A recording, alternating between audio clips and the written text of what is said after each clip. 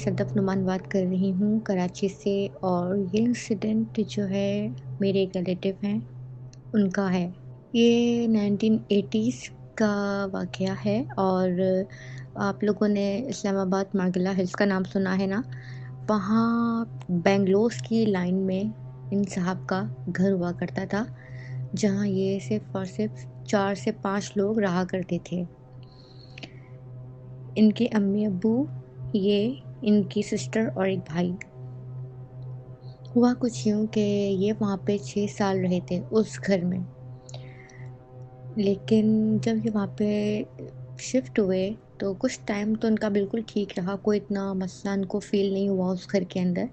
लेकिन आहिस्ता-आहिस्ता करके जब टाइम गुज़रने लगा तो इन्होंने फ़ील किया कि वहाँ पे कुछ मतलब नेगेटिव पावर्स हैं, जो अपने आप को महसूस करवाती हैं। इन लोगों ने इग्नोर किया। फिर आहिस्ता-आहिस्ता से चीज़ें हैपनिंग्स जो हैं वो बढ़ना शुरू हुई हैं और ऐसा होने लगा जैसे कभी किसी को धक्का दे दिया, किसी को पुश कर दिया पीछे से, और तेज़ी से कोई सामने से गुज़र गया। और इस टाइप की मतलब चीज़ें ना होने लगी। किचन में कोई चीज़ें फेंक के मारना या इस तरह का कुछ ना, वो स्टार्ट मतलब होना शुरू हो गया इनके यहाँ। जब हैपनिंग्स ज़्यादा बढ़ने लगी तो इन लोगों ने ये फ़ील किया कि नहीं, अब हम लोगों का जो है एक कमरे में सोना ज़्यादा बेहतर है। ऐसा ना हो कि अगर हम अकेले अलग कमरे में कहीं सोते हैं तो कोई ना कोई ऐसी हैपनिंग या कोई ऐसी चीज़ हावी ना हो जाए तो हम लोगों को तकलीफ़ पहुंचाए। ठीक है? तो उन्होंने जो है ये कोशिश करी कि हम एक ही रूम में सोया करें। ये सारे जो है एक ही रूम में सोते थे, इनकी अम्मी अब्बू, इनके भाई और ये सब जो भी थे, ये 5 लोग। एक दिन खैर ऐसा हुआ कि ये दूसरे कमरे में कंप्यूटर में बैठे हुए कोई फ़िल्म देख रहे थे।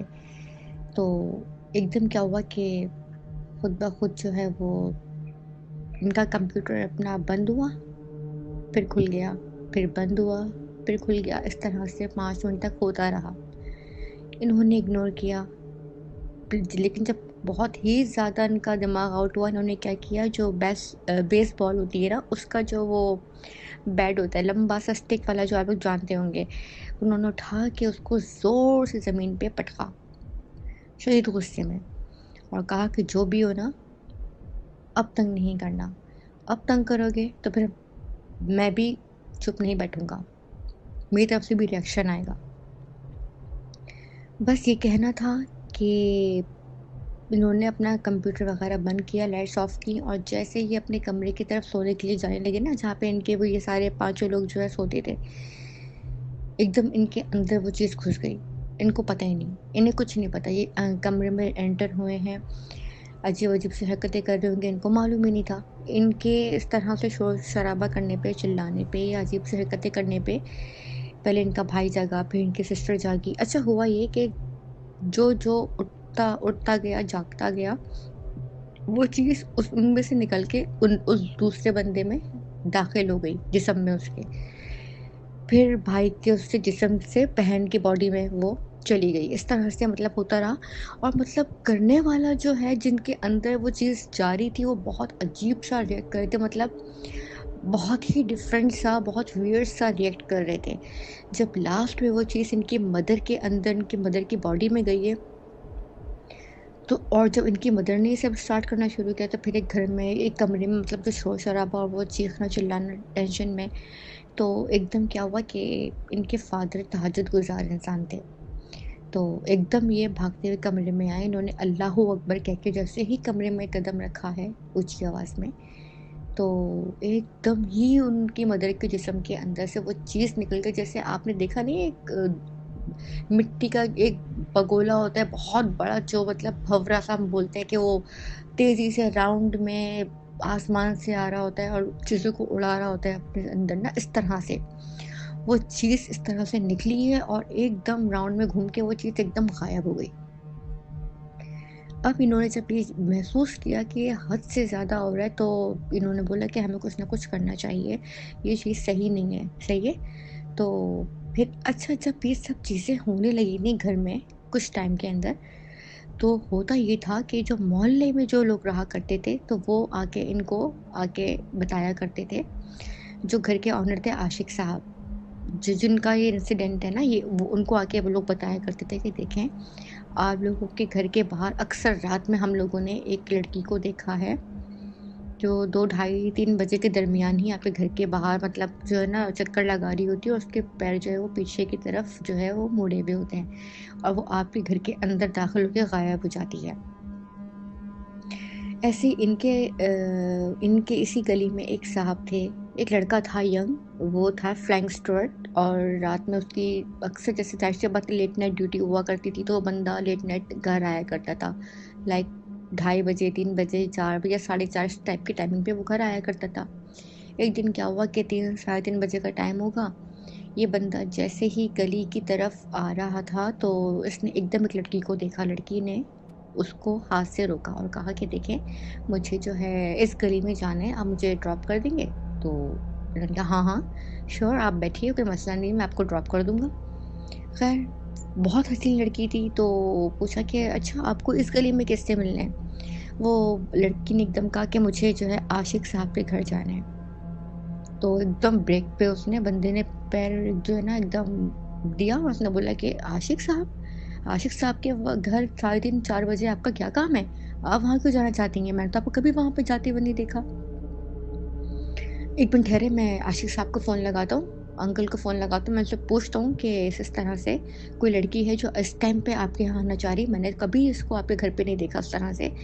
तो बस ये कहना था, और वो 1 सेकंड के अंदर उसकी गाड़ी के जो स्ट्रीट लाइट, जो उसकी गाड़ी की जो लाइट्स होती है ना, हेडलाइट्स, वहाँ सामने एकदम 1 सेकंड के अंदर वो वहाँ मौजूद थी और हवा में थी। पैर उसके एज़ यूजुअल पीछे की साइड पे मुड़े हुए थे, और बहुत अजीब-सी आवाज़ में बिल्कुल डिफरेंट उसका वो था लिबास, और बहुत अजीब-सा उसका हुलिया खतरनाक टाइप की, और बोली कि खबरदार तुमने अगर कोई फ़ोन-वोन किया या कुछ कहा, वरना ये याद रखना कि मैं तुम्हारी ज़मीन के अंदर घुस के ना मैं तुम्हें ख़त्म कर दूँगी। उसका ये कहना था। इन्होंने एकदम बस तेज़ी से अपनी गाड़ी दौड़ाई है, आशिक साहब के घर के बाहर रोकी है, और खूब देर तक ज़ोर-ज़ोर से इन्होंने दरवाज़ा नॉक किया कि आप दरवाज़ा खोलें, मुझे आपसे बात करनी है। आशिक साहब बाहर आए, बाहर आए। खैर, जिन साहब ने अपनी ज़बानी इंसिडेंट बताया वो साहब बाहर आए। उन्होंने कहा कि जी खालिद भाई, अब्बू तो उस वक़्त जो है सो रहे हैं।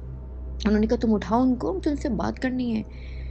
तो उन्होंने कहा अच्छा आप फ़िक्र नहीं करें, आप परेशान नहीं हो, मैं अब्बू को उठाता हूँ। इतने में जो अंकल थे वो ही चलते हुए आए अंदर से। तो इसने बोला कि अंकल, इस तरह से मेरे साथ अभी हुआ है, और ये मसले मसाइल हैं, आप मुझे बताइए क्या मामला है, और आप लोग इस घर में कैसे रह रहे हैं? तो उन्होंने कहा नहीं, तुम फ़िक्र नहीं करो, और डरने घबराने की ज़रूरत नहीं है बेटा, हम काफ़ी पढ़ते पढ़ाते हैं, और मैं कोशिश कर रहा हूँ कि मैं किसी ऐसे साहब से राब्ता करूँ जो हमारे इस मसले को देख सके।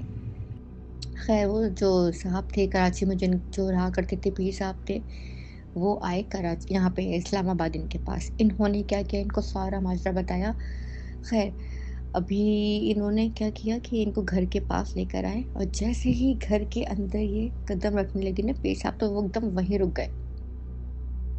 कुछ पढ़ा, कुछ पढ़ते रहे, और एकदम आशिक साहब की तरफ देखकर कहा कि आशिक साहब, आपको पता है कि इस घर के अंदर 1000 जिन्नात रहते हैं, और आपको पता है ये बिल्कुल सही नहीं है, और ये किसी भी वक़्त आपको नुकसान पहुँचा सकते हैं। आप लोग यहाँ पे कैसे रह रहे हो? तो उन्होंने कहा कि 1000 जिन्नात, उनको समझ में नहीं आया कि मतलब इतने ज़्यादा इस हद तक। उन्होंने कहा देखिए, आपके घर में कोई ऐसा शख्स है जो कुछ पढ़ता पढ़ाता था, और उससे पढ़ने में कहीं कोई गलती हुई है, जिसकी वजह से ये चीज़ें घर के अंदर दाखिल हो गई। फिर जब बाद में चीज़ों को देखा, एग्ज़ामिन किया, तो उससे पता लगा कि एक जो घर में छोटा भाई था ना, वो वो कुछ ना कुछ पढ़ता पढ़ाता था कुछ चीज़ें, जिसकी वजह से ये चीज़ें जो हैं उल्टी हो गई, और मतलब और घर के अंदर दाखिल हो गई इनको नुकसान पहुंचाने के लिए। खैर, उसके बाद क्या हुआ कि इन्होंने जो है वो बड़ी मुश्किलों से उस घर को, बस 6 साल उस घर में रहे, फिर उन्होंने उस घर को छोड़ दिया। फिर जब यही साहब इंग्लैंड गए, तो इनके साथ वहाँ मामले अलग हुए। आशिक साहब के बेटे, जिन्होंने ये इंसिडेंट मुझे बताया था, उनकी बात कर रही हूँ मैं, सही है? तो ये बताते हैं कि ये इंग्लैंड जब गए, तो वहाँ कुछ टाइम तो बहुत उनका अच्छा रहा। कोई टेंशन की बात नहीं थी, कोई परेशानी नहीं थी, सब कुछ बहुत अच्छा था वाइफ़ के साथ में, बहुत अच्छी लाइफ़ गुज़र रही थी। कुछ टाइम से इनको अपने अंदर चेंजिंग फ़ील हुई, चेंजिंग ऐसे कि इनको अपनी वाइफ़ से ना बहुत नफ़रत सी फ़ील होने लगी। बहुत एक्सट्रीम लेवल पे चले जाया करते थे गुस्से के मामलात में ये। छोटी-छोटी चीज़ों को लेके बहुत झगड़ना, लड़ना, जिसकी वजह से वाइफ़ भी बहुत ही ज़्यादा अपसेट और परेशान हो जाया करती थी कि ये क्या हो गया इनको, इस तरह की हरकतें करते हैं। और एक और बात बताती चलूँ कि ये जो साहब हैं, इन्होंने बताया कि एक लेडी वहीं इंग्लैंड में थी, जो इनके रिलेटिव्स में से थी, जिनका इनके घर पे काफ़ी जाना-आना था। वो उनको कहीं न कहीं थोड़ा-सा पसंद करने लग गई थी। एक होता है ना कि आप थोड़ा-सा मतलब पसंद करते हो किसी को, आप चाह रहे होते हो थोड़ा कि मामला हमारा बन जाए और यहाँ शादी ख़त्म हो जाए, इस तरह के।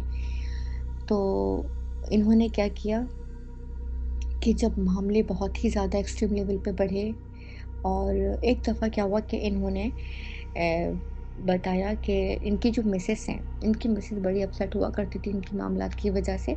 मिसेस ने एक दिन हद हुई कि रात को कोई डेढ़ 2 बजे के करीब इन्होंने इनके दोस्त को फ़ोन किया, अपने हस्बैंड के दोस्त को फ़ोन किया कि आप फ़ौरन प्लीज़ जैसे-जैसे पॉसिबिलिटी आप फ़ौरन घर आएँ, मुझे आपसे ज़रूरी बात करनी है। इनकी तबीयत सही नहीं है, पता नहीं ये क्या कर रहे हैं, इनको पता नहीं क्या हो गया है। आप फ़ौरन जल्दी से घर पहुँचे। वो साहब वहाँ गए। अब जब वहाँ पहुँचे, घर का दरवाज़ा खोला तो उन्होंने क्या देखा कि जो ये साहब हैं, जिनका ये वाक़या है, ये किचन में खड़े होके जितनी भी घर की छुरियाँ वग़ैरह थीं, चाकू थीं और पता नहीं क्या-क्या चीज़ें थी, वो सब तेज़ करने में लगे हुए थे। अब ये इस तरह की कंडीशन देखकर इतना हैरान, पता नहीं किस तरह से फिर मामलात को कंट्रोल किया। फिर इन्होंने इन साहब ने जिनका ये इंसिडेंट है, उन्होंने ही उनको फ़ोन किया, कौन से बाबा को? जो कराची में जिन्होंने इनके इस्लामाबाद मरगला हिल्स वाले बेंगलुरु के इश्यूज़ को थोड़ा-सा कम करने की कोशिश की थी। तो इनसे इन्होंने राब्ता किया कि पीर साहब इस तरह के मसले मसाइल हैं ना, मुझे कुछ समझ में नहीं आ रहा कि ये क्या मामला है। मैं और इत्तेफ़ाक की बात, जिस लड़की का ख़्याल इनके दिमाग में बेइंतहा आता था, जिनसे वो चाहते थे कि वो शादी कर लें, कुछ भी करके।